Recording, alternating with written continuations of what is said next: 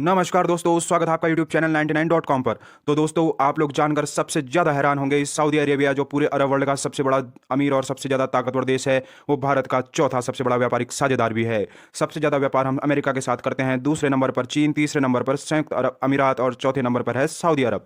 Saudi अरब के साथ हम हर साल लगभग $42 बिलियन का व्यापार करते हैं। लेकिन हैरानी की बात यह है, सऊदी अरब के साथ व्यापार में हमको ज़बरदस्त घाटा होता है।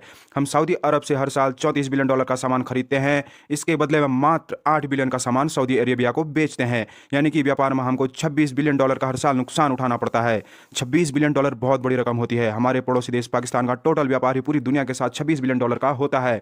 इसका मुख्य कारण यह है कि हम सऊदी अरब से भारी मात्रा में तेल खरीदते हैं, उसके बदले में हम सऊदी अरब को कुछ ज़्यादा एक्सपोर्ट नहीं कर पाते हैं।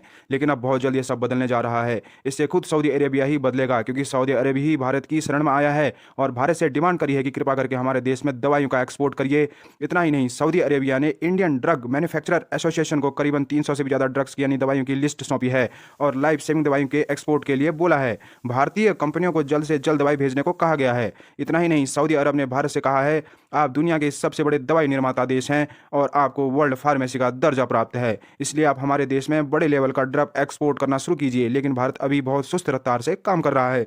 लेकिन अब भारत भी चाहता है कि व्यापार घाटे को कम करने के लिए दवाइयों के एक्सपोर्ट पर ध्यान देना पड़ेगा।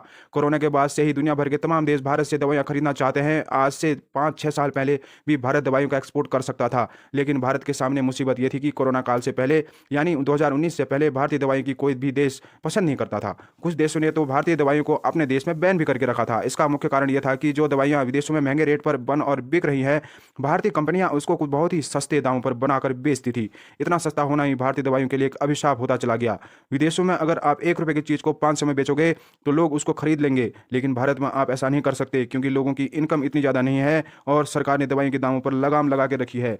कम मुनाफे और कम रेट के बावजूद भारतीय दवा कंपनियों ने ये महारत हासिल कर ली है।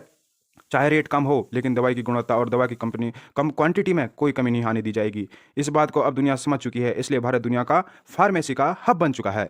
इस वीडियो के बारे में आपकी क्या राय है, कमेंट करके जरूर बताएं। वीडियो को लाइक, चैनल को सब्सक्राइब कर दें। धन्यवाद।